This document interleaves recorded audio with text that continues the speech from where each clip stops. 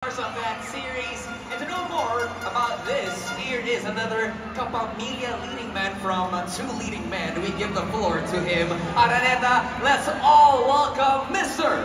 Richard Gutierrez. Thank you.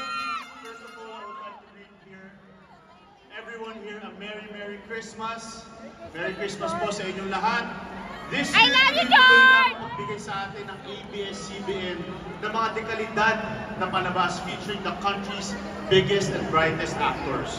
At itutuloy lang natin ang tradisyon na yan dahil mapapanood natin ang unang action-packed pasabog ng 2025, ang Incognito. For the past few months, kasama ang ibang mga mahuhusay na aktor, napasama kami sa isang matinding action para po makagawa ng serye na we can all be proud of dahil mahal namin kayo mga kapamilya. Pero the lead actor of Incognito, Mr. Richard Gutierrez! Baka yung dalawa, hanep kayo? Hanep. Mga kapamilya, give it up again. Ian Veneracion, Daniel Padilla, mga kasama ko po sa Incognito.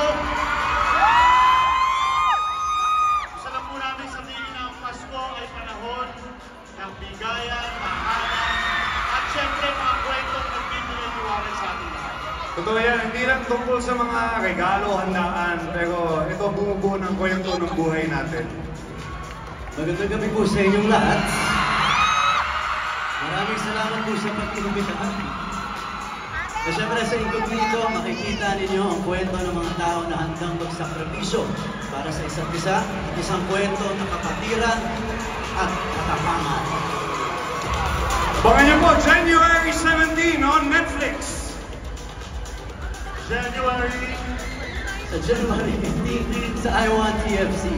January 20, Kapamilya Channel A to Z at TV5 po. Maraming salamat po. Maligayang Pasko po sa inyong lahat. That was for you! Merry Christmas! Thank you, Robbie. Back to you. Back to you, Robbie, man. Araneta once again, give it up for the stars of Incognito! We got Richard, we got Ian and Daniel. Maraming salamat. Naabangan po natin lahat. At Incognito is 2020.